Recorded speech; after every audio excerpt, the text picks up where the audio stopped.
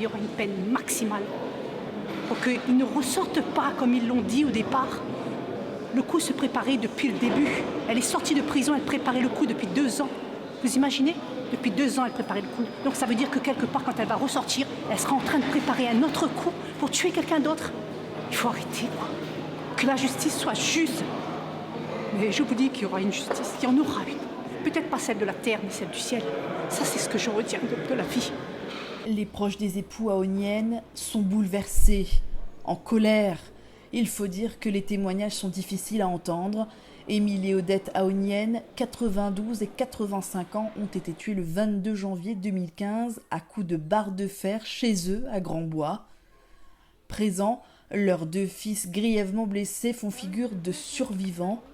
Le petit-fils du couple, premier sur les lieux du crime, parle d'une scène d'horreur avec du sang partout, par terre, sur les murs, de son grand-père allongé, de sa grand-mère ligotée, du scotch autour du cou, autour des mains, ne pouvant plus respirer.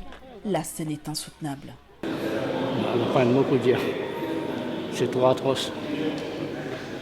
Quel sentiment vous avez vis-à-vis d'eux ce matin? Le sentiment de la peine maximale. Hein. On ne peut pas tuer des vieilles personnes comme ça. Juste pour quelques sous. Dans le box des accusés, Elsa Gontier comparée pour complicité de vol avec violence. Elle a servi de chauffeur le soir des faits. J'étais naïve, on m'a piégée. J'ai suivi, on m'a dit qu'il y avait de l'argent à se faire, explique-t-elle. La jeune femme dit qu'elle ne savait pas ce qui allait se passer, que pour elle, il s'agissait d'un simple cambriolage, que ses complices étaient contents du butin, 3 000 €, qu'ils n'avaient pas fait ça pour rien. Une phrase qui choque toute l'Assemblée. Sidération, inquiétude, parce qu'encore une fois, entendre dire on n'a pas fait tout ça pour rien, alors qu'on a tué 2 personnes.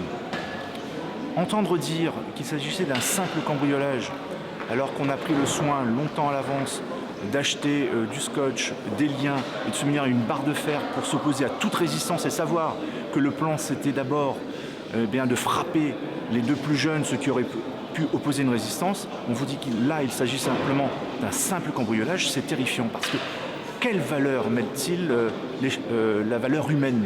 Poursuivi pour vol avec violence ayant entraîné la mort, Evelyne Philomar, Jimmy Célina et Mickaël Robert doivent aussi prendre la parole. Tous encourent la réclusion criminelle à perpétuité.